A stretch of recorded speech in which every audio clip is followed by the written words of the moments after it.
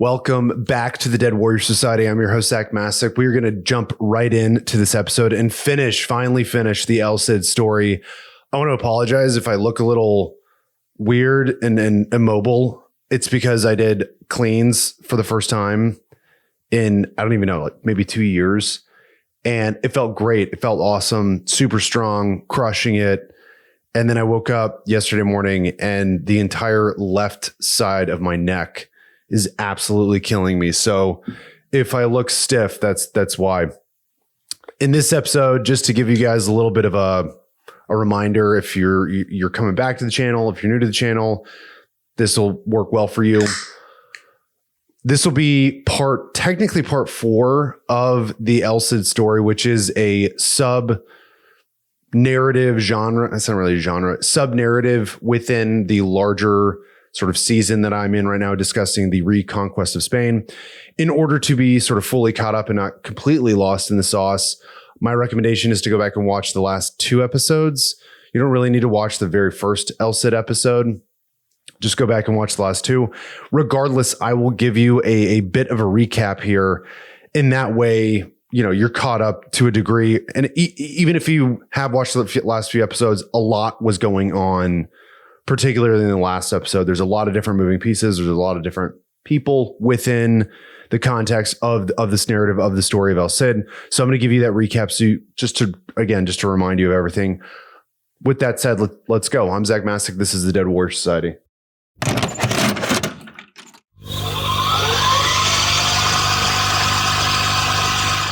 Okay, quick sidebar. If you've got a truck with a cap and you like being outside, but you don't love sleeping on the ground, there is a setup from DAC Tents you should definitely check out.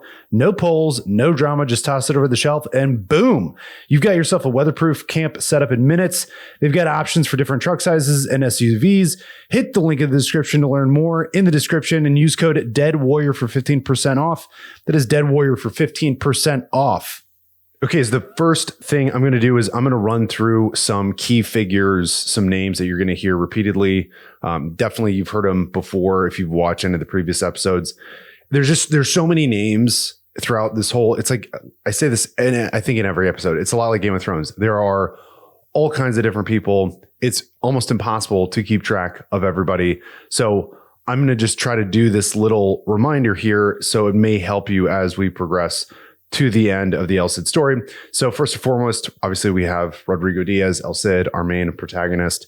He originally started his career as a sort of mid-tier knight working for King Sancho after King Sancho was assassinated, presumably by his brother Alfonso VI. Alfonso VI becomes the king/emperor of Leon Castile in sort of northern Spain, and Rodrigo, El Cid, goes to work for him as a vassal, as a knight. And then, obviously, I sort of just mentioned now, Alfonso VI is, although there are a handful of Christian kings throughout the Iberian Peninsula during this period, he is indeed the head honcho. He is certainly the main rival for the Muslims in the south and in Al-Andalus. And he considers himself to sort of be the emperor of Spain, or self-declared, I should say. On the other side of the coin, you have Yusuf ibn Tashfin. He is the Emir, much older. He's roughly in his 70s by the time he actually invades the Iberian Peninsula. But he is the leader, the Emir of the Almoravids, which is a fanatical, I would say, dogmatic group of Islamists from North Africa. And prior to coming into the Iberian Peninsula, he first wages war all across the Sahara and throughout Africa and into North Africa, and carves out his own little sort of fiefdom empire, if you will, but is still subservient to the Abbasid Caliphate in the East. Okay, one character, definitely not an NPC. He's plays a minor role, but an important role, is Mu'tamid, Al-Mu'tamid, king of Seville. He's a Taifa Islamic king, and he's one of the original guys to have invited Yusuf to the Iberian Peninsula, and we're going to see him a few more times throughout the story. And then some other major military figures who at the time certainly consider to be El Cid's rivals or peers. You have Alvar Hanez, you have Benny Gomez, both of whom, or actually all these individuals, worked for Alfonso VI. Almoravid sort of was best known for overseeing and protecting Valencia while sort of during El Cid's first exile period. And then once the Almoravids come, I want to say abandons, but he has to leave Valencia to go wage war against the Almoravids elsewhere. Benny Gomez is Alfonso VI standard bearer. He's like his highest level military commander. He would certainly have led the van with Alfonso VI in any major battle. And then finally, you have Garcia Ordoñez, who is El Cid's, I would say, worst rival, biggest rival, rather. And they go to war with one another routinely, not just once, but many, many times throughout their lives, competing against one another. And he oversees the area of Castile now that, again, Alfonso, at this point in our story, at this point in history, is living in Toledo, which is sort of central, not sort of, it's central Spain, but sort of towards the south. Okay, so now I'm going to do I sort of touched on some of the stuff, so I'm going to do just a brief overview of where we left off in the last episode. So that way, whether you didn't watch the last episode or you forget what happened because so much happens in every episode, we're going to get you all caught up. Okay. I don't know if you guys watched, when I was a kid, I used to watch Dragon Ball Z. And when I was writing this, the narrator's voice came into my head where he says like, last time on Dragon Ball Z. And I'm thinking about doing something like, so last time on Dead Warrior Society, but obviously I'd have to do it in a more dramatic voice. Okay. So Alfonso VI, King of Leon and Castile, he wages war against many of the Islamic Taifa kings in the south. Eventually, he's able to take Toledo. And why this is such a huge deal is because this is strategically, it is in a very advantageous position within the Iberian Peninsula on a map. And also, it is symbolic in so much as this was the original Visigothic throne, if you will, seat of power prior to the invasion of the Muslim armies. And simultaneously, Alfonso has wreaked havoc all across Al-Andalus. And most of what he is doing is he's forcing a very, very burdensome tax on the Taifa lords in the hopes that they will go to war with one another, which indeed they do. And by creating, I said this in the last episode, it's like 4D chess. Instead of going to war with these people and constantly and trying to literally force them out of the region, he basically creates a situation much like the mob where he has an extortion tax. He forces them to just bear this massive economic burden. And then in order to make more money to both pay themselves, maintain their kingdom, and then also pay Alfonso, they have to go to war with other people. Predominantly, they're going to go to war with other Taifa lords. This is it's wildly successful and disastrous. And so what ends up happening is the Muslims in Al-Andalus, specifically the leaders there, Mu'tamid, king of Seville, and some other religious leaders, sheikhs in Cordoba, invite the Almoravid leader Yusuf to come invade and assist them as an ally to rid themselves of the situation. In the meantime, while all this is happening, El Cid is exiled to Zaragoza, where he's not exiled to Zaragoza. He's exiled out of Castile. He ends up going to Zaragoza because that's where he can find work as a mercenary or sword for hire. Zaragoza is run by an Islamic Taifa lord. And as the Almoravids arrive on the Iberian Peninsula, Alfonso raises a massive army and meets him in a region known as Badajoz. And there's a huge battle that takes place. Alfonso VI ends up losing the battle predominantly because Yusuf and the Almoravids not only bring heavy horse knights, but they have a host of well-organized infantrymen combined with the use of war drums that the Christians had never seen. And it wasn't only just a terrifying feature of their army, it was also a way of communicating and pivoting forces. And so anyways, go watch the last episode. It's really cool how they sort of end up defeating the Christians. Alfonso VI, abandons the field of battle and he retreats to the city of Toledo with approximately 500 knights. And then from there, he's in a pinch. He needs an army Now he has the Almoravids, all the Taifa lords that once were subjects and vassals of his are no longer listening to him. They're no longer responding to his correspondence. They are no longer bending the knee to him. And he needs an army, or else he's going to be enveloped, presumably, by Yusuf and the Almoravids. And so, of course, he reaches out to El Cid and pardons him, not only pardons him, but gives him all kinds of benefits. He gives him land, he gives him castles, and the best of all is he gets the special privilege, which simply means that whatever El Cid conquers, he can keep for himself. Okay, that's where we left off last time. So we're going to dive right in to this last episode. When the knights throughout the Iberian Peninsula heard that El Cid was off the bench, I can hear like the Mighty Ducks theme music in the back of my head as I'm saying all of this. Thousands of men flocked to his standard because they wanted to be a part of the Chicago Bulls in the 90s. They wanted to fight with the Michael Jordan of the day. And so he was able to amass an army of approximately 7,000 individuals, many knights, mostly infantry and auxiliaries. And Alfonso's strategy of recruiting or allowing El Cid to come back onto the playing field, both it was very effective in the best and the worst ways, at least for Alfonso VI. El Cid absolutely just waged war all across the eastern region of the Iberian Peninsula, which is where, although he's Castilian, this is pretty much where he's going to spend most of his life in the beginning and certainly towards the end. And there's all these Taifa lords, as I said, sort of in the introduction, that had once been subjects to Alfonso VI, and they had changed sides. Obviously, they were now bending the knee to the Almoravids and Yusuf. And so, simply put, El Cid went to war with all of them, again, to subdue and force them to pay not only himself, but Alfonso the tributary tax as well.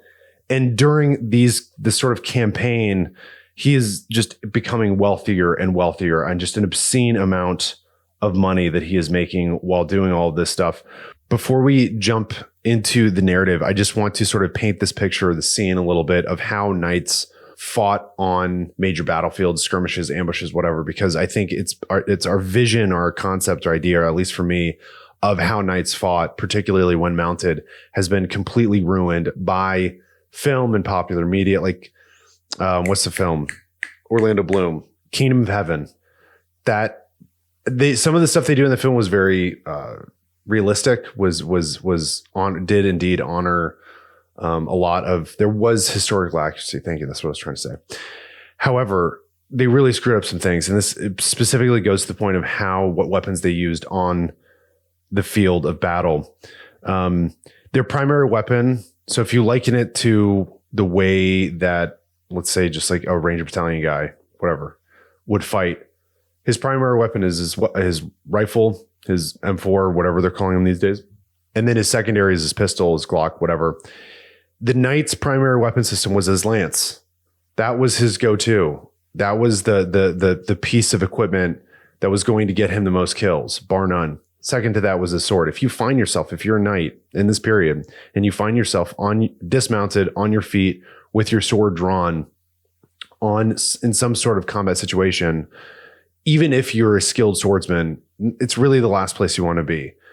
You want to create as much distance as you can with the enemy, and you want to be able to move quickly, specifically on horseback.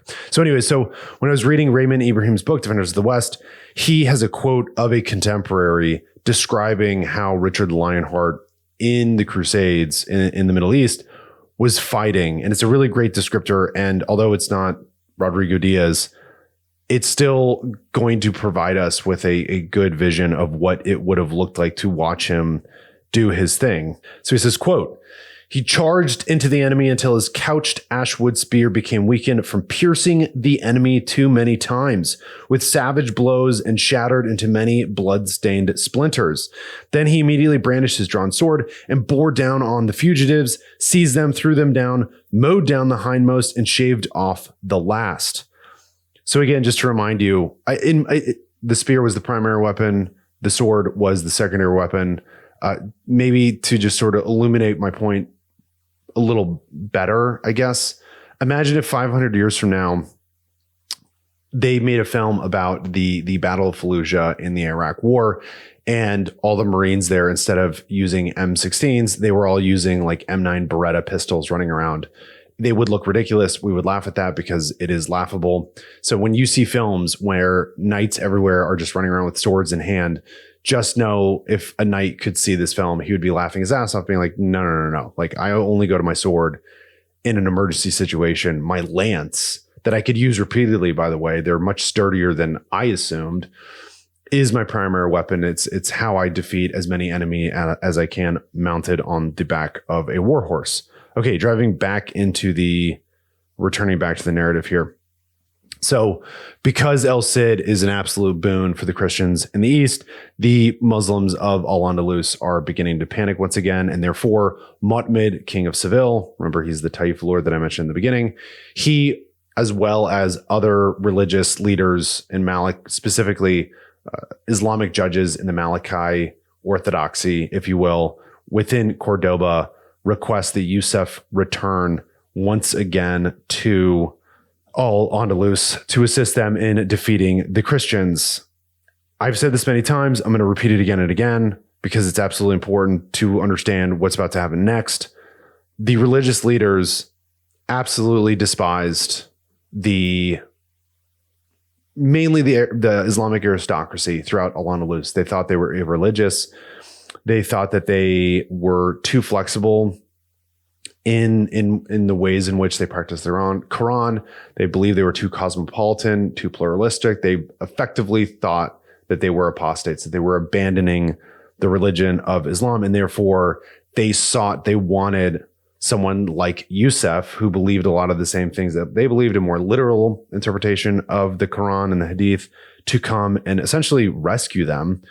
There was a poet named Al-Sumasir, and he highlights this internal struggle in Al-Andalus among the Muslims. And he says, quote, "To revolt against you is a duty, for you make common cause with the Christians. To withdraw from your allegiance is not a crime, for you yourselves have withdrawn your allegiance to the Prophet." There was another critique that they leveled at the Taifa rulers, which is that they were way too warm and cozy with the Christian kings throughout Al-Andalus, and in particular in the north, and they were willing to repeatedly make alliances with these Christian kings. And very often you would have situations where there was a Muslim-Christian alliance, and they would go to war with a Muslim. And so understandably, the religious leaders in Cordoba and all throughout Al-Andalus did not like this. And so they wanted to rid themselves of all these leaders. Basically, they wanted a coup. They wanted to usurp all of these different kings. Just to remind you, after Yusuf had defeated Alfonso, I believe it was 1086, he unfortunately for him, got word that his successor, his son, had died back in Africa. And again, worth noting, he was 70 years old at that time, so he was much older. So it was a big deal who would succeed him after he passed. His son dies. He goes back to Africa to figure out what to do next. So between 1086 and 1087, he is not even in the Iberian Peninsula. However, he does indeed leave a contingent of Almoravids to maintain the foothold that they had gained while he had been there. And to sort of back out a little bit, I want to describe, there's two different sort of phases or acts, if you will, in Yusuf's invasion of the Iberian Peninsula. The first one, in the first act, when he is originally requested by the religious scholars, leaders, and Muhammad of Seville, he comes and he's he's an ally. He's a military advisor. He teams up with the Taifa lords and assists them in reestablishing dominance in Al-Andalus, and then he leaves. The second invasion is quite different. The second invasion, this time around, he is not just an advisor with a soft or medium hand, heavy hand, medium hand, whatever.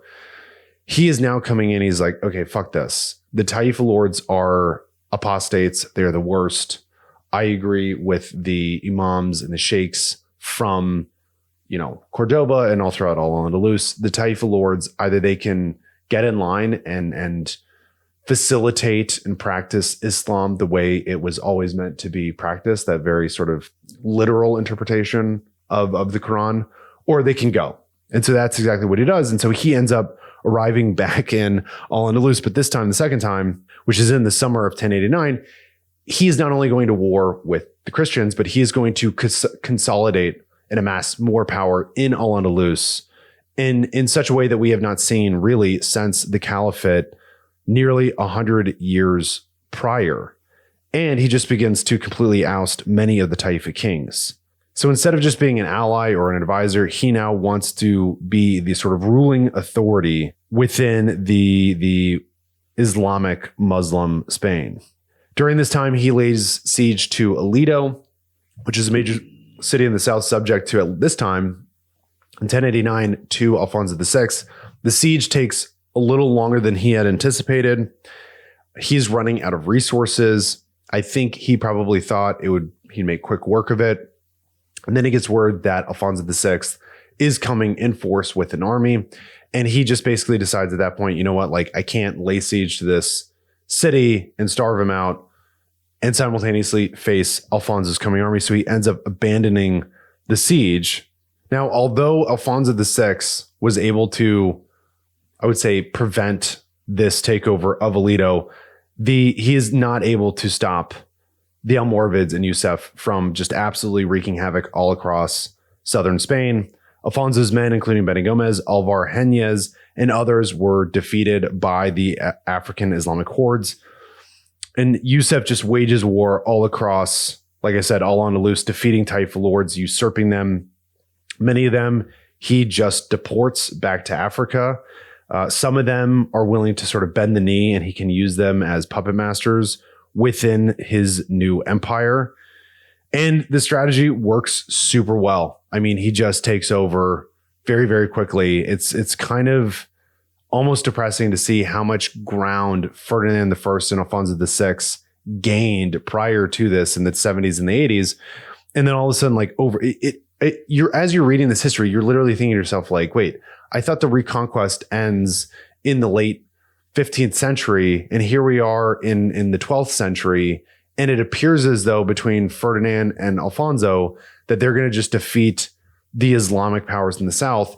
But it's because of Yusuf and the Almoravids that essentially check the Christian advance and prevent them from reconquering the peninsula at this point in history. Joseph O'Callaghan, who is a profound Spanish historian, a Reconquest historian, he writes, quote, Yusuf controlled an empire straddling the Straits of Gibraltar, including the whole southern section of the peninsula from the Atlantic to the Mediterranean. Through a series of uninterrupted triumphs, the Almoravids had restored the unity of Al-Andalus and confronted Christian Spain with the most serious threat since the days of Al-Manzur. Just to remind you, Al-Manzur was a key military general jihadist that was like the right-hand man of the caliph. He effectively was the de facto caliph towards sort of the end of the caliphate in Al-Andalus. And he was terrifying to the Christians. He went to war with them constantly. He will forever be known as sort of the guy who took the fight to the Christians, particularly in the 10th century. 10th century? 11th century. 11th century, sorry. Meanwhile, we sort of need to back up for just a quick, brief second here. Some of this is confusing, and I apologize because there are so many moving parts or so many individuals going to and from different places. So we're going to sort of press the reverse button back up to the moment when Alfonso was preparing to meet Yusuf as he was laying siege to the city of Aledo. During that time, Alfonso VI he requests the assistance of El Cid for obvious reasons. And this part of the history is frankly very confusing. I've read and reread both modern historical takes as well as the contemporary sources. And just to put it very simply, because you could definitely get into the weeds of what actually happened here, El Cid, there's like a breakdown of communication, and El Cid was at the wrong place at the wrong time. He couldn't meet up with Alfonso in order to join his army to face Yusuf, despite the fact that Alfonso did not fight Yusuf at Aledo. And because of his absence coupled with the fact that he was having all this success in the East, and Alfonso, as well as his entourage, were once again very envious of this success. He decides he is going to exile him once again. Raymond Ibrahim notes, quote, perhaps unsurprisingly, and once again, Alfonso exiled Roderick 1 year after pardoning him, this time with extreme severity. Not only did he strip the Campeador of all lands and titles, he even temporarily threw his wife and children, who are Alfonso's own relatives, in a dungeon. Whether it was intentional or not, the Cid's crime was that he had failed to rendezvous with the emperor at the Christian fortress of Aledo, which was under siege by the Almoravids in 1088. The earliest chroniclers assert that Alfonso's extreme response was exacerbated by envy, which itself was wildly exacerbated by the jealousy and thus slander of his own nobles and entourage, many of whom by now vehemently disliked Roderick. So getting into the early 1090s at this point, Yusuf's campaign against the Christians and the Taifa rulers is absolutely devastating and unrelenting. He takes Granada, Cordoba, Almira, Malaga, I don't know if I'm pronouncing that right. And ironically, he does take Seville. Now, why is that ironic? Well, it's ironic because Mohammed, the king of Seville, had invited Yusuf twice to assist him. Now, the prince of Seville, when his father first brought up this idea that they should invite Yusuf to be their ally and help them, the prince, his son, said that this was a huge mistake. It is going to completely backfire. So he had initially warned his father of what could potentially happen. And as they were about to lose Seville, he says this and reminds his father, he says, quote, did I not tell you, Padrecito, that this man from the Sahara would be our ruin if we brought him over? And eventually, Yusuf does raze Seville to the ground and absolutely sacks it. Pidal notes, quote, Seville was left to defend itself and was soon afterwards stormed and sacked by the Africans on September 7th. Now, this is my note. King Mohammed was eventually deported to Africa, where he would rot away until eventually he was actually assassinated, and he was not the only Taifa lord to be deported and sent away.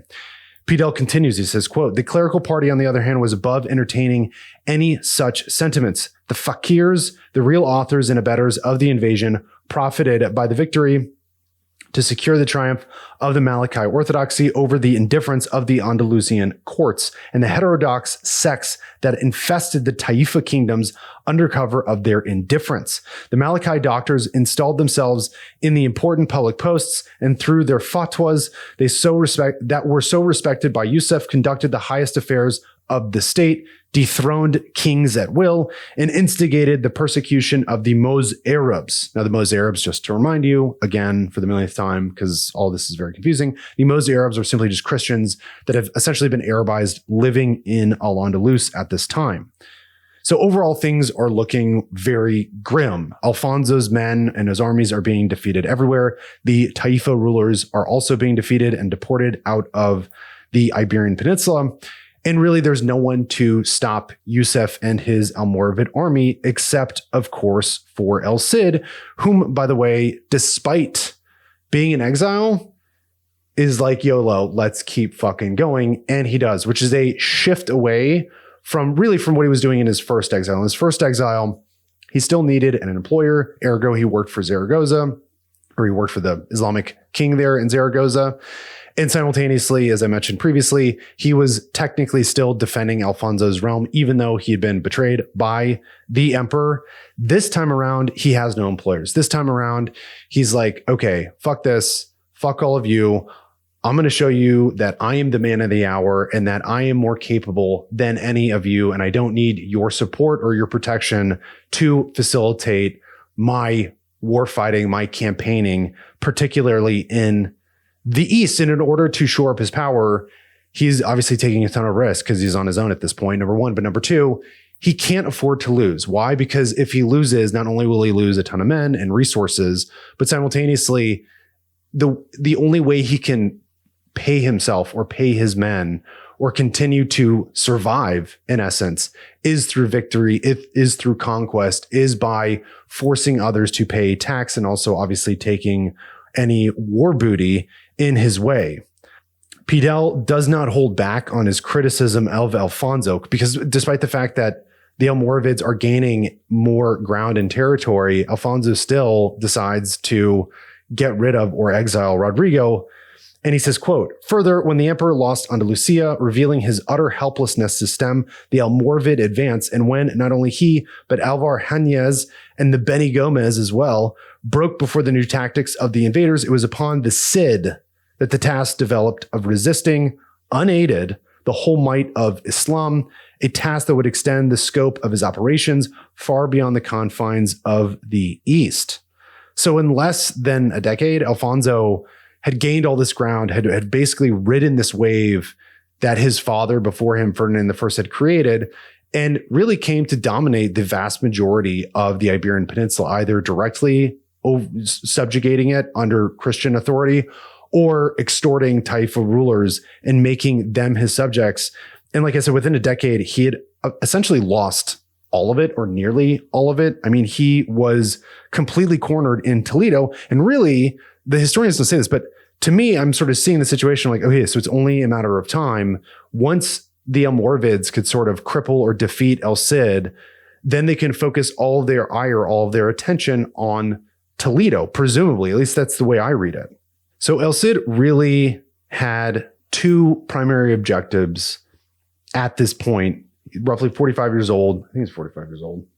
Something like that, 50s, early 50s. And he can no longer rely on liege lords. He basically has to do everything himself. But his goal is to carve out his own kingdom so he doesn't have to rely on a lord, and simultaneously expel the Almoravids, or at least check their advance within the peninsula. An Islamic contemporary noted, quote, a Rodrigo lost the peninsula, but another Rodrigo shall save it. Now, in the first episode of this entire series, I go through the initial invasion of the Muslims within the Iberian Peninsula in the 8th century. Just as a reminder, or if you didn't watch that episode, the Visigothic king who was in charge of the Spanish region at that time, his name was Rodrigo. He lost a major battle during the initial invasion of the Muslims from North Africa.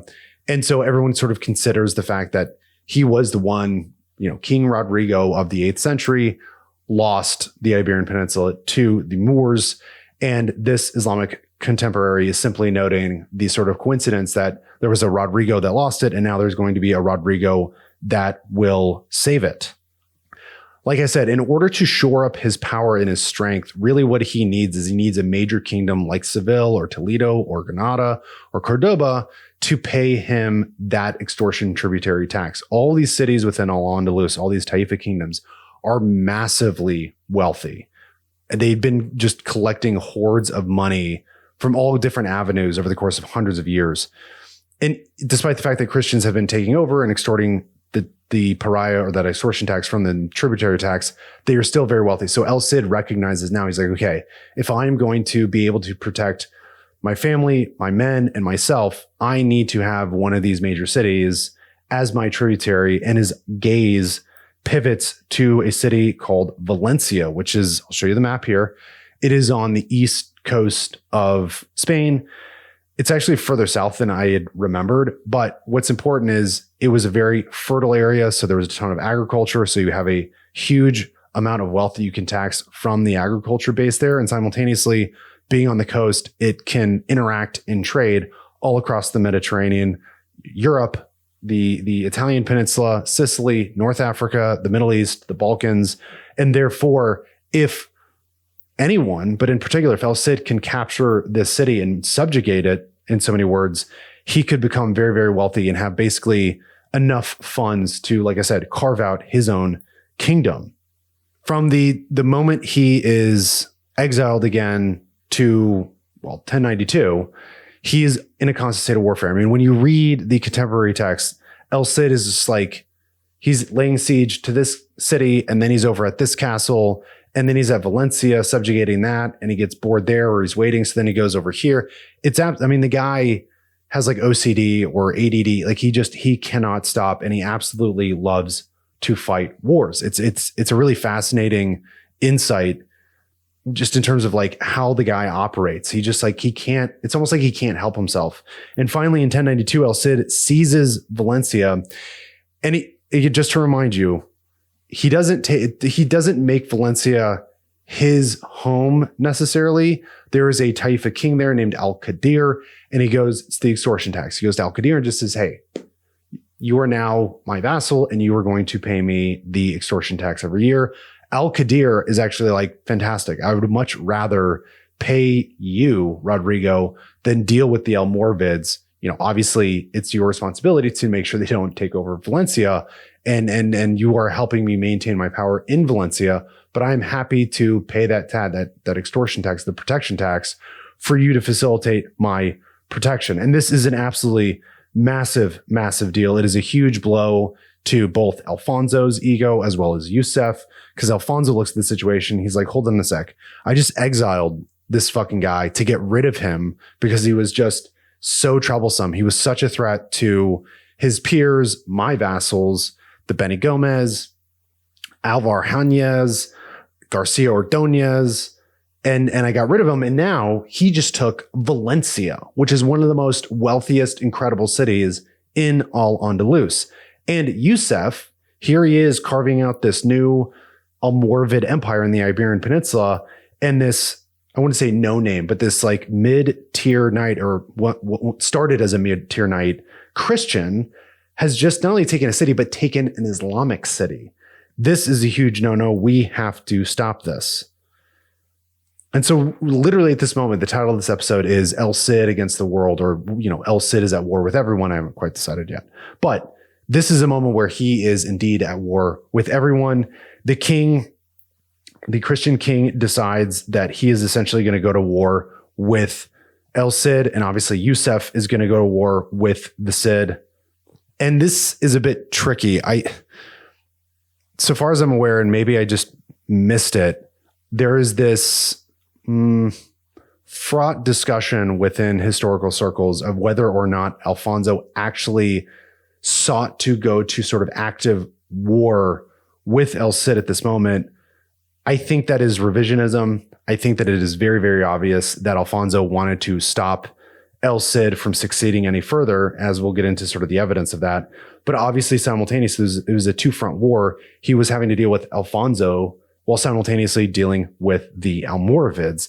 And really, it was kind of a third front war, or a three-front war, because he was also having to deal with the rebellious Muslims that existed in Valencia and were constantly a thorn in his side.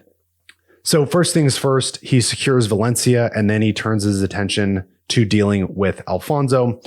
And so what he ends up doing is he decides that he needs allies of his own. And so he actually goes to the King of Aragon, whose name is King Sancho, who historically, by the way, had actually been his enemy. Like, they had fought many wars against one another. And now the geopolitics of the situation had radically changed. He is not really working for Alfonso anymore. He knows that Alfonso is probably going to come and try to dethrone him. And so he goes and makes a fresh alliance with the King of Aragon. And simultaneously, he makes an alliance with his old sort of employer at Zaragoza. And so now you really do have this fascinating and very true Muslim-Christian alliance working with El Cid against Alfonso and the Almoravids. It is absolutely fucking fascinating. And this is why I love the Reconquest, is because it's not so clean cut as we are sort of led to believe. So Alfonso, in his preparation to face his former vassal, Rodrigo, he actually reaches out to some kingdoms in Italy, Pisa and Genovese, or I don't know how to pronounce it, Genovese. For my Italian friends, I sincerely apologize. These two kingdoms are sort of a powerhouse in terms of sea trade, naval power within the Mediterranean. And he goes to them and says, hey, I need your help. Will you attempt a naval engagement at Valencia? And they're like, yeah, sure, of course. Why not? Let's do that. And so Alfonso has his new Italian allies coming in from the sea that are going to attack Valencia, and simultaneously he begins to rile up Garcia Ordoñez in Castile in order to fight the Cid by land. But as we know, El Cid is not known for being idle. And so instead of waiting for Garcia, or instead of creating a defensive posture in Valencia, he raises his army and they advanced into Castile. And this, to me, is the sort of best evidence we have that Alfonso was indeed attempting to go to war with El Cid. Many historians would argue that El Cid invaded Castile because he was just a warlord and he wanted more money and he didn't care about anybody's lives. But if we were to believe the contemporary sources, the last thing he wanted to do was invade Castile, mainly because he knew what he would have to do in order to defeat Garcia or Ordoñez, which would mean scorch earth policy, take all the loot, destroy all the land, kill everyone who got in his way. And the reason why we know this was so devastating for him is because Castile was his home. So the only reason I can surmise why he would go and execute a war in Castile was because Garcia was indeed a threat. And he knew that he was at war with Alfonso. Instead of waiting around for Alfonso to make his move, he decided always to be on the offensive. Speed, surprise, violence of action. Let's go fucking get him, even if it means we have to go and destroy my home country. And that's exactly what he does. He was absolutely relentless in Castile. And one of the notes I made is, however, his rage against Garcia and Alfonso is totally justified, albeit quite harsh. In the history of Rodrigo, the contemporary chronicler writes, quote, "At length, Rodrigo left Zaragoza with a very great and innumerable army and entered the regions of Calahorra and Nájera, which are in Castile, which were in Alfonso's kingdoms and subject to his authority. Stoutly fighting, he took both Albirte and Logrono, most savagely and mercilessly, though all those regions did he lay waste with relentless, destructive, and irreligious fire. He took huge booty, yet it was saddening even to tears. With harsh and impious devastation did he lay waste and destroy all the land aforesaid.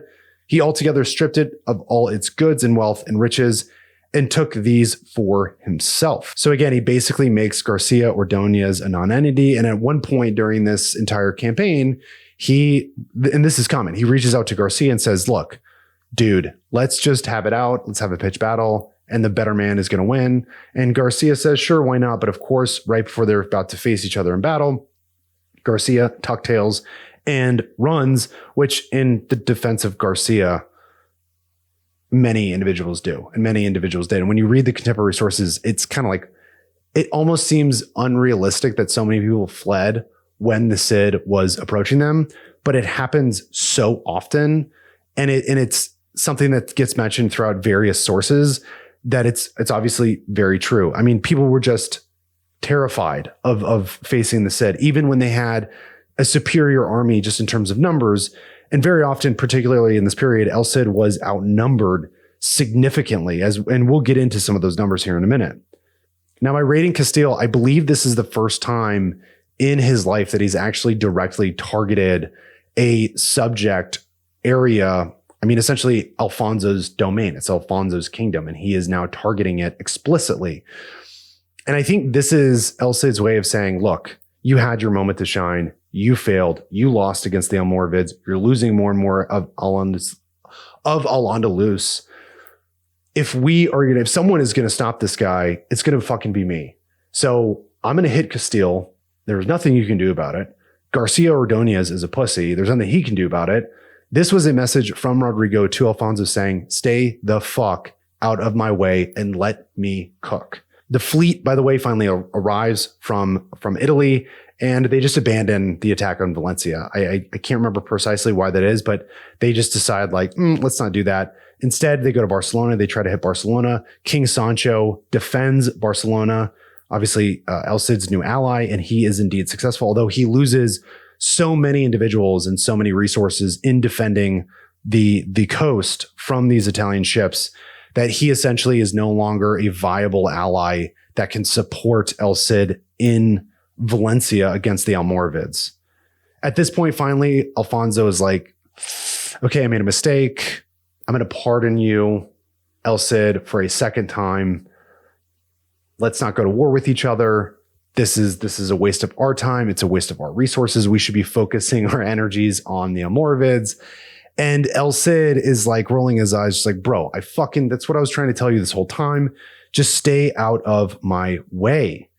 Pidel writes, quote, the Cid replied in deferential terms, accepting the pardon as a special favor and begging Alfonso not to give his ear to his evil counselors, for he would always be at the service of the king. So El Cid is literally like, Alfonso, stop being a little bitch. Stop listening to your boys and your entourage and your lords. They're idiots. They don't know what they're talking about. They led you astray for the millionth time. Just don't listen to them anymore. Just let me do my thing. I promise you, if you do, we will all be in a much more advantageous position.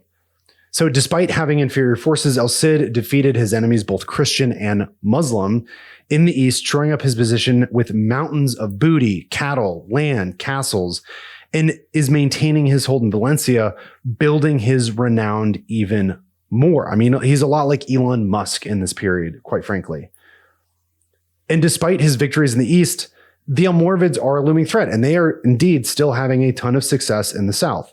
Ramon Menendez-Pidal, in his book El Cid in Spain, he knows, quote, even since Sagrajas, which was the battle that Alfonso lost to Yusuf, Rodrigo had striven to form a vast protectorate in the east. Now that he had succeeded in doing so, he was having the greatest difficulty maintaining it. The presence of the Almoravids in the south had revived the Muslim spirit throughout Al-Andalus, and given new hope to all who opposed the Christian domination. So after taking Valencia, like I said, El Cid is just in a constant state of war. He recognizes that in order to prevent the Almoravid sort of takeover of the eastern region where he is located, basically now his fiefdom almost, he basically just has to go out with the armies constantly and patrol, attack, ambush, lay siege to a whole variety of different locations. So while he's out doing this, the Almoravids send an emissary to Valencia and basically conspire with them to overthrow Al-Qadir, the Taifa king that is there. And once they oust him, they believe that they can turn and start serving, or sort of bend the knee, if you will, and subject themselves to the Almoravids, not El Cid. And that is indeed exactly what happens. They rally against Al-Qadir, and really one of their sort of pitches or sales pitches, their marketing pitches, if you will, is that they're like, hey, look, they're talking to the people of Valencia, specifically the Muslim groups. They say, hey, Al-Qadir is a traitor. He's not a true Muslim. He would rather serve a Christian than Yusuf, who is indeed one of us. He is a co-religionist, obviously. And yeah, you guys don't exactly want to live the same lifestyle as the Almoravids, but they are indeed our allies within Islam. And so they are able to convince them, and they do overthrow Al-Qadir.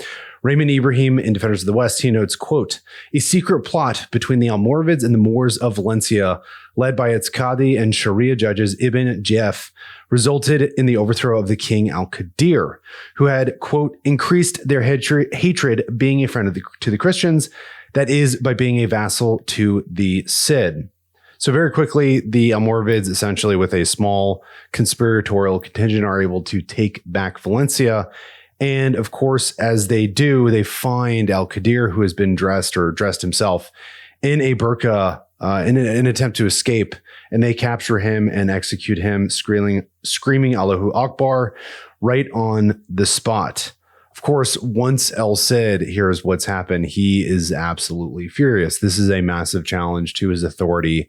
This is a deep disrespect by supposedly his people, whether they, albeit whether they like it or not, they were indeed subject to him. And so he leads an army and just lays siege to the surrounding areas, and slowly but meticulously takes over all these surrounding castles and urban areas and different agricultural areas around Valencia. According to Ibn al-Qayyim, an Islamic contemporary, El Cid, quote, fought so fiercely that the Moors were terrified at the havoc he played among them. In one of the scenes we get from the primary sources, he is actually thrown from his horse in battle. I believe it's like actually within a town. And he draws his sword and just basically starts hacking away at anyone who comes near him, any enemy fighters. And he was so intense and so aggressive, and his willingness, his ability to bounce back, if you will, from being dismounted off of his horse and drawing his sword and just immediately going on the offensive, absolutely terrified the Muslims. Not so different from the Romans. Once he gets into the most advantageous position within his assault on Valencia, he actually builds a town up to and including he builds a church, he builds a garrison, he builds ramparts. And he does this in order to continuously launch operations against Valencia and the Almoravids that are within, conspiring with the Andalusian Muslims. And this taking back Valencia, just to sort of read, it kind of gets glossed over in the textbook, whether that's modern or historic. But it's important to note that this was no easy task. I mean, he took it once, now he's taking it again, and he's having to go from castle to castle. It's not like there was just one simple siege and he wins and takes it. It takes a long time. And again, it's this sort of meticulous process. And it's so challenging that he literally builds a fucking town in order to supply his army and maintain his presence there. And eventually he does. He envelops Valencia and he presents an option to the local Muslim population that is there. And they basically say, look, like, we'll give in. But if we give in our new sort of Almoravid friends, they get to stay. El Cid says, absolutely fucking not. They've got to go, and you're going to start paying me that tributary tax. Once again, they refuse. The war begins once more. And eventually he does indeed take the city back. And this time it's different. This time he does not. There's already the king that he had sort of been working with. Al-Qadir is obviously dead at this point, and he is no longer willing to allow Valencia to be ruled by an Islamic king. So instead what he does is he positions himself as the ruler, the actual ruler of Valencia. And this sends shockwaves all throughout Al-Andalus. Yusuf is absolutely, I mean, this is just a huge slap to his face because, even though he was the liege lord and Valencia and Al-Qadir were a vassalage of him, and they were paying him this extortion tax, technically speaking, Valencia was still under the authority of the Muslims of Islam. Now he has turned the table and said, no, I cannot trust you. You rebelled against me. You killed my ally. You broke your oath to serve me and to pay the tax. So now I am the ruler. And the contemporary sources tell us that essentially everybody in Al-Andalus was absolutely devastated. Yusuf eventually sends letters and dispatches to Rodrigo saying that he needs to stay away from Valencia. He needs to abandon the city. And Rodrigo just gives him some of these and not only says, fuck you, but says, you're too much of a bitch to come out and face me in open combat. And he writes, quote, this is a contemporary, excuse me. When he heard this, Roderick was mightily angered. Warmed by the flame of his rage, he spoke of Yusuf in terms of the strongest contempt and mocked him with daring words. He sent letters to all the princes and leaders of Spain, telling them for fear of him, Yusuf did not dare to cross the sea and come to Valencia. When Yusuf heard this, he ordered that an immense, innumerable army be gathered and prepared to cross the straits without delay. Pidal notes that Yusuf, after having such a masterful victory at Sagrajas, he feared a face-to-face confrontation. Obviously, we saw that in Aledo against Alfonso. And again, what we're going to see here in a moment is that Yusuf, instead of him leading an army against El Cid in Valencia, he remains back and he actually deploys the army with his nephew named Muhammad. And we could sort of speculate as to why he wasn't leading these armies in the first place. I believe at this point he is actually back in Africa. Maybe he just wanted to be closer to home. Maybe he was still having succession issues in North Africa across the strait. I think there was certainly a case to be made that he was getting very, very old, and the likelihood of him surviving a massive campaign in his mid to late 70s, I believe at this point, would just be too much to bear for him. Also, I think the point that Pidal is making in his book is that he basically, how do I say this? He essentially has positioned himself where he has won so many times that he doesn't want to risk losing. He doesn't want to tarnish his record in any way. He has like this winning streak. He's had a lot of success, and he's terrified that he faces the Cid, that there is a chance that he will lose in battle, and everything that he has built, even if he survived, he would look weak, so on and so forth. And so for one reason or many, he does not actually deploy to Valencia himself. Rodrigo is very eager for battle. Rodrigo goads the Muslims in Valencia even more and says, hey, I will cut you a deal. If the Almoravids can arrive in Valencia by August of this year and they can defeat me, then I will abandon the city. But if they either don't arrive or I beat them, then you must be my subjects and you must continue to be loyal to me. And they agree. They say, yeah, sure thing. We agree to your terms. We will agree with your parlay. And you're thinking to yourself, okay, well, he's probably going to start building the defenses and getting ready to receive this Almoravid army. And no, he can't not be at war. And so he leaves again and he deploys to go fight an unruly vassal who refuses to pay their taxes. And during this time, actually, he's ambushed and he takes a lance to the neck and it nearly kills him, but he's able to recover, and not only recover, but he bounces right back. I mean, it's like he takes a lance to the face and it's a mere footnote in the history of El Cid. Like, this is something that could have easily killed him during a sort of like a side quest deployment while he's waiting for the Almoravids to arrive in Valencia. But not only does he survive, he just sort of like walks it off or something. It's incredible. Anyways, he goes back. The Almoravid host is delayed because apparently one of their commanders, it's a bit foggy. One of their commanders is sick. Anyways, long story short, they do not arrive in Valencia by August. And despite the Almoravid absence, it's the time has come. Part of the deal was if they either don't arrive or I beat them, you have to serve me. The people of Valencia, specifically the Muslim people of Valencia, the Andalusians and the Almoravids, they renege on their agreement with El Cid. The contemporary source Historia Rodrigo notes, quote, they made themselves in every way rebels against Roderick and became his enemies, and he well understood this. So he began again and laid siege to Valencia with intense hostility and pressed the city from every side with the most aggressive tactics possible.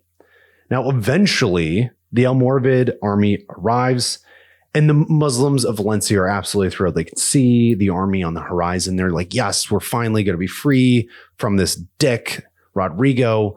We're going to live once again under Islamic rule. And they're celebrating in the streets. Padal notes, at midday, their anxiety gave way to sheer dismay when a messenger arrived with the tidings that the Almoravid armies were not to come after all. The fact of the matter was that the thought of meeting the Cid had scared them out of their wits, and they had fled amidst the deluge and the darkness of the night.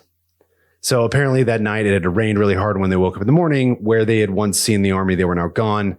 Of course, the Historia Rodrigo suggests that they had left because they were terrified of facing the Cid.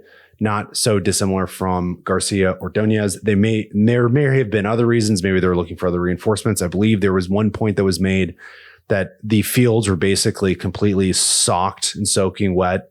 And so the likelihood that they could actually lead a siege or charge against Valencia without, obviously they would get stuck in the mud. They would get destroyed. Their horses would be useless.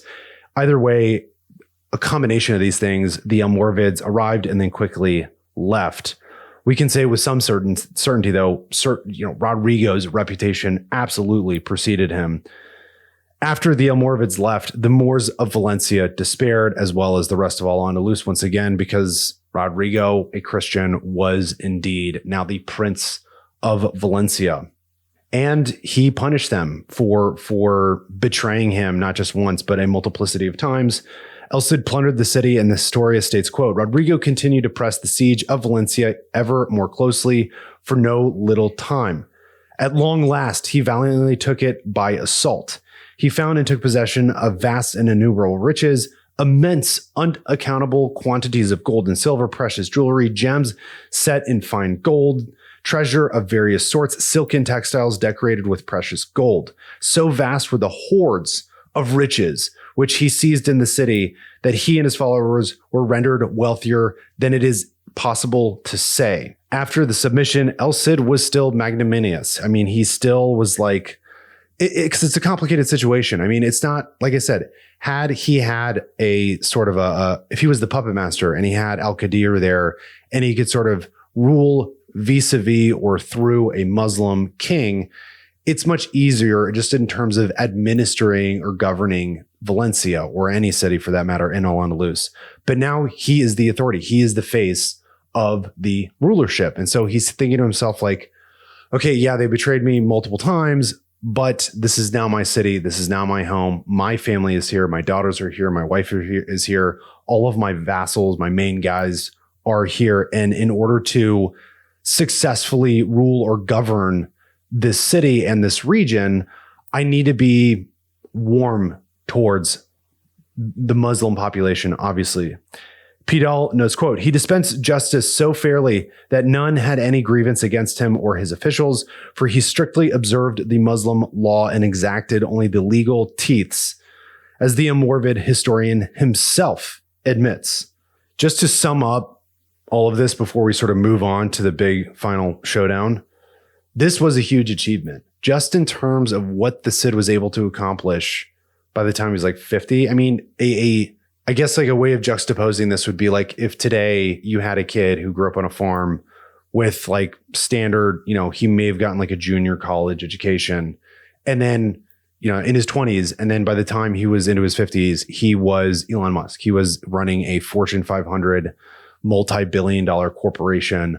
That is the trajectory of El Cid's life. He started as sort of a mid-ish tier knight, and then over the course of his life, literally never lost a single battle so far as I'm aware, and then struck out on his own when he was exiled again by his king, by his liege lord, and just continued to fight and fight and fight. And it was worth it in the end. I mean, he took Valencia. It was just completely unfathomable, I think, even for this time period. Obviously, after the Cid comes, it's something that really resonates with the people of Spain, but this was huge. And this is, again, part of the reason why he's such a celebrated figure in Spanish history, in the history of the Reconquest, because he was not the son of a nobleman. He was not the son of a king. Whereas throughout the rest of Europe, in order to sort of get ahead, if you will, you just had to be born into this class. And really in the Reconquest in Spain during this period, they really celebrated this sort of meritocracy that you just didn't see anywhere else. Yusuf, of course, once again, is absolutely furious. Not only did he lose Valencia to someone other than an Almoravid, but it was a Christian. I mean, it would have been one thing if it was a Taifa lord. He would have had sort of some options there at least. And at the end of the day, at least you could argue like, hey, at least the city is still under Muslim authority. But to lose another major urban area to a Christian, much like Toledo, was a massive blow to his reputation, his ego. And so he obviously, therefore, does not sit still. He grabs his nephew named Muhammad and deploys an Almoravid army to take back Valencia. And this army is absolutely huge. So an Almoravid army bears down on Valencia. According to primary sources, they suggest it's like 180,000 fighters. I believe they suggested that like 150,000 of those fighters are knights. These numbers are obviously exaggerated. Raymond Ibrahim suggests a more realistic number would be approximately 50,000. And then they were facing a force of Christians. El Cid's contingent was approximately 4,000. I just want to confirm that, which is still totally. Can we just pause for a second on that? Okay. 4,000 dudes against 50,000 fighters. That is absolutely fucking incredible. And when you read the history, and particularly when you're reading sort of the revisionists' take on all this, they sort of like whistle past the graveyard when it comes to looking at the numbers. I mean, that is unbelievable. 4,000 guys against 50,000 enemy. It's almost akin to the Greek force at Thermopylae fighting against Persia. The numbers, if I remember correctly, the Persian force, again, this is most intellectuals agree, it was just over 100,000 fighters that were fighting on the Persian side. And on the Greek side, I believe it was approximately, according to Herodotus, at least it's like 7,000. So 7,000 against just over 100,000 fighters. I mean, the numbers are completely insane.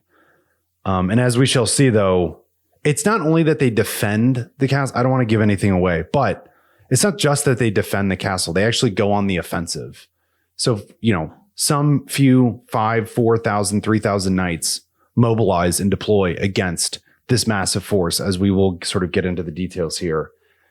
The level of courage, the bravery, I mean, is just off the fucking charts. Okay. let's actually get into the details here. The Almoravid army camps out some 3 to 4 miles from the city of Valencia.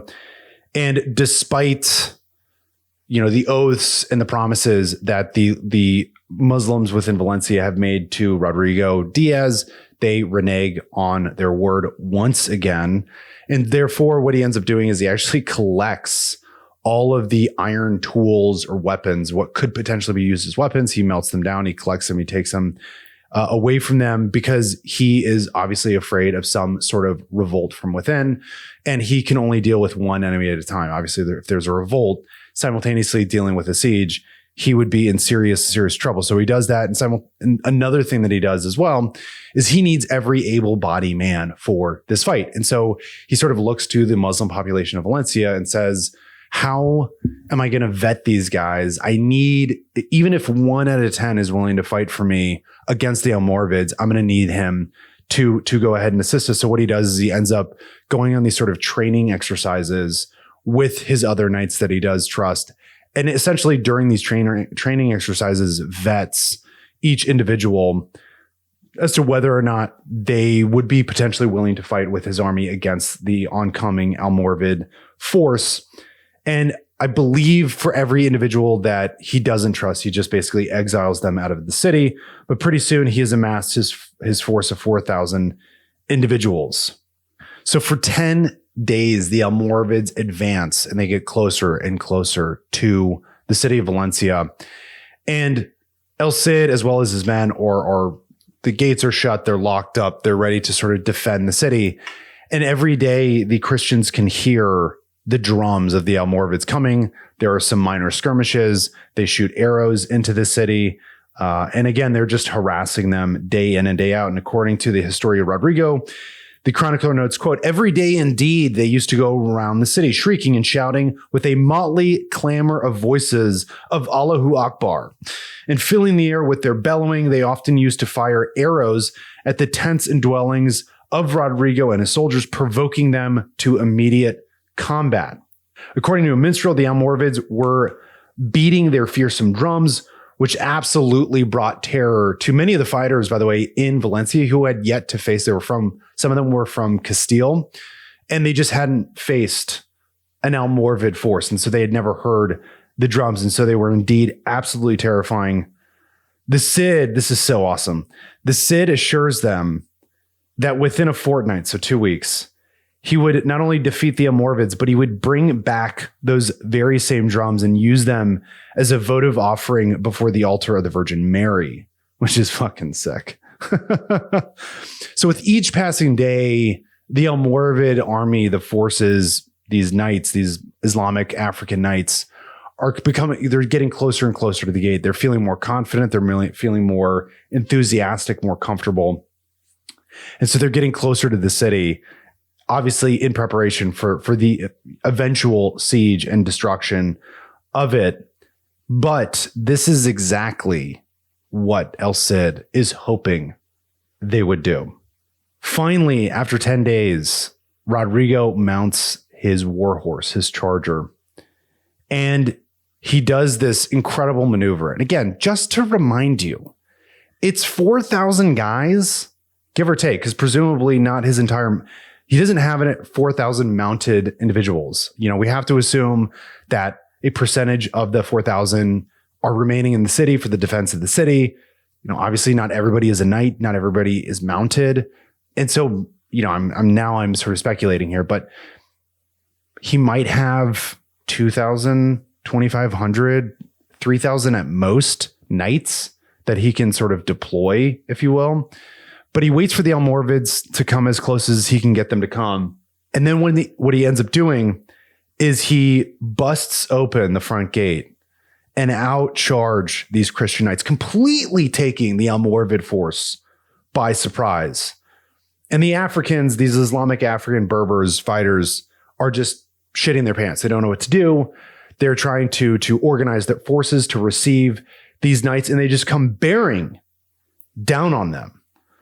A minstrel details what happened next, and Pidel summarizes it in writing. He says, quote, "The knights with shields clasped to their breast, bent over their saddle bows, lowered their pennoned lances and spurred forward on their steeds, the earth trembling to the thunder of trampling hoofs. Right through the enemy lines they charged, then turned and charged again in a second attack known as La Tornada. And when their lances broke, they laid on them with their swords. Ibrahim notes, quote, though unclear which, the Campeador led one of these two forces, which now crisscrossed each other in a medieval-style blitzkrieg that caused mass confusion and carnage among the densely packed Muslims. So essentially what happened here is, one, there were two contingents of knights, one deployed from the main gate, utterly taking the enemy by surprise. And then not very long later, as they were all distracted by this oncoming force of maybe only 1,500 knights from Valencia, another commander, potentially El Cid, maybe one of his lieutenants, leads another contingent of knights out of another gate and just comes crashing into the Almoravid force. And then what they end up doing is they somehow use this tactic, which I'm going to get into as described by another historian, called the tornado. And they just basically cyclone around the enemy and just lay waste to them. Another historian explains the attack this way. He says, quote, the maneuver Rodrigo used that day has come to be known as La Tornada, or the tornado. Once the Christian knights had charged through the enemy lines in one direction, they turned and passed through again in a different direction. Whole units were disrupted, broken apart, and irreversibly separated. The Africans were packed so tightly together, and their shouts and screams and the clash of steel so loud that few commands could be heard over the din of battle. Besides, the attack was so swift that there was no tactic that could be successfully employed to neutralize it.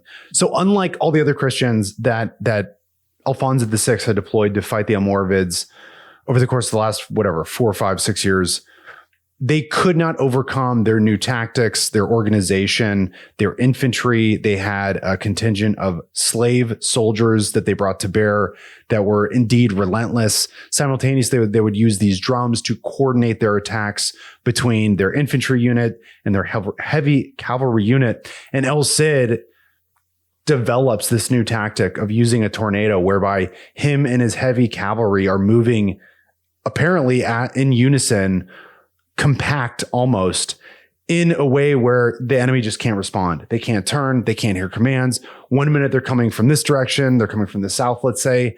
And then they run through the army 3 seconds later. Well, not 3 seconds later, maybe a minute later, as they're trying to figure out where are they going? Where are they coming from? What just happened? And as they're beginning to sort of reorganize themselves, it's too late. They've got more Christian knights plowing through their forces and just laying fucking waste. Speed, surprise, violence of action, again, wins the day. It's an absolutely incredible scene. And after defeating the Almoravid army, he moves to their war camp and just sacks their war camp, takes tons and tons of booty and treasure and tents, textiles, horses, all kinds of stuff. And this is absolutely great. So a minstrel tells us this, a contemporary. If you can't tell how jazzed I am, it's because I had coffee today, and then I had pre-workout, did my workout, and now I'm having Celsius. So I probably have a lethal level of caffeine firing off in my body right now, coursing through my veins. Okay, so Rodrigo comes back from this huge battle, victorious, and he's just covered in blood from head to toe. Pidal describes the scene this way, and he's referring, by the way, to a minstrel.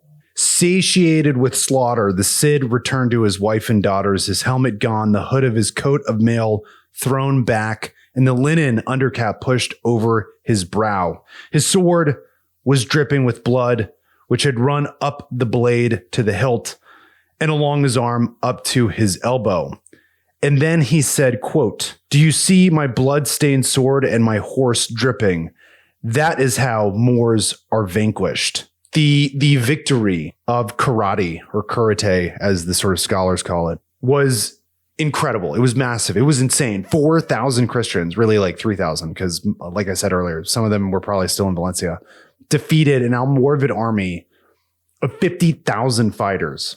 It's absolutely incredible. And this victory was not only celebrated in the Iberian Peninsula, in the Christian world there, but also all throughout Europe, people heard the name El Cid and his victory at Valencia.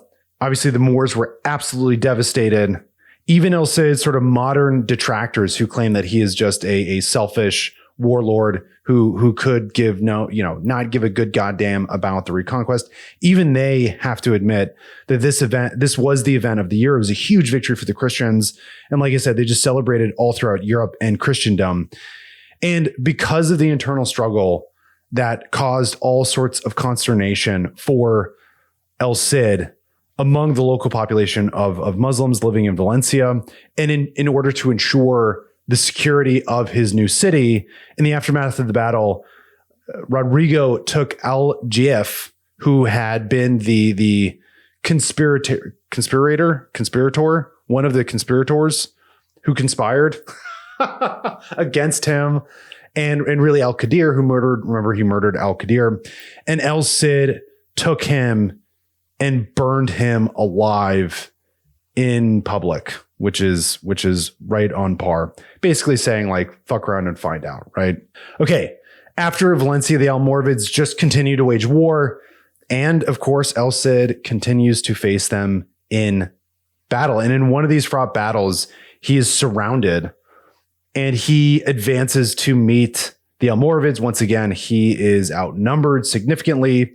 And he leads the sword against the Africans. And it's too awesome to not mention. I mean, it's not really a major battle, but it's the description here is just incredible. From the poem of El Cid, they describe the victory, or the chronicler describes the victory this way. It says, quote, "When they had driven them out, they fell to the pursuit. You might have seen many a mailed arm hacked off, many a head with its helmet fall to the ground, while riderless horses ran hither and thither. Rodrigo killed King Bukhar, an Almoravid general and relative of Yusuf, and won his sword Tizon, which was worth 1,000 golden marks. The far-famed Campeador, carrying 2 swords, which he valued highly, rode swiftly over the scene of slaughter with his mail thrown back, showing his creased face, his coif somewhat rumpled on his hair." El Cid is the epitome of an adventurer knight. I've sort of mentioned this in previous episodes. I've mentioned it in this one, and I'm just going to mention it one more time. He represented this sort of meritocracy that existed only in the Iberian Peninsula because of the situation whereby they were fighting this 800-year war against the Muslims. The Christian kings, the nobles, needed to incentivize people like El Cid and his peers to basically join the fight, and essentially gave them this opportunity whereby if they won, they would get these special privileges, either land, castles, tax exemptions. And through victories, through waging war, constant war, effectively against the Muslims in Al-Andalus and other Christians from time to time, they could amass tons and tons of wealth. And they could go from being a peasant to a knight, or a knight to a lord or a count. And that's exactly what El Cid does. Obviously, it doesn't happen to everybody, and he is certainly unique within the history. However, he is the sort of best representation of this. And moreover, he one of his sort of biggest accomplishments, if not his biggest accomplishment, was his capacity to keep the Almoravids in check and prevent them from continuing their invasion all across the east and presumably into the Douro Valley, into the north. Everybody talks about, this is something that's always fascinating to me.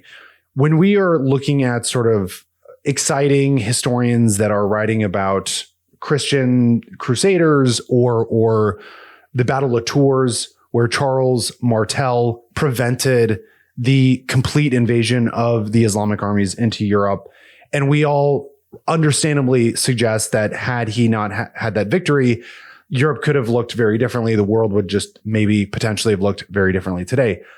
But, and that's probably true to a degree. With that said, though, if the Spanish people, the Portuguese people, what are now Spanish Portuguese people, if they did not fight this war, if they did not commit themselves to this multi-generational conflict, and ultimately seeking to reconquer what had been their native lands, which is absolutely incredible that they were able to maintain the sort of excitement necessary to motivate people for hundreds and hundreds of years. I mean, it's truly exceptional. Had they not been able to do that, had individuals like Rodrigo Diaz not existed, forget about the Battle of Tours, the Islamic powers could have very easily maintained a presence in the Iberian Peninsula and led multiple expeditions into Europe, albeit by sea or by land. And I don't know, there's a very real possibility that the Europeans may have not been able to stop them. And so, look, like, Spain today is kind of a hot mess. It's kind of a junk show. But the reality is like at one point, they were the defenders of the Western tradition of Christendom. I mean, they were the shield that fought for 800 years, defending at least the Western flank of Europe. And lastly, and I'll sort of close with the sort of best evidence. Again, a lot of revisionists claim that El Cid was as much of an enemy to the Christians as he was to the Almoravids and the Taifa rulers. But the best evidence that we have that he was a true enemy of Islam at this period was what the Moors, what the Muslims wrote about him. And they often described him as, quote, accursed of Allah, and, quote, the Galatian dog, Allah's curse on him. And with that said, we are going to wrap this up. I'm Zach Masick. Thank you for joining me. I know this was a doozy, a few long episodes on El Cid. We'll see you next time. I'm Zach Masick. This is the Dead Warrior Society. Deuces.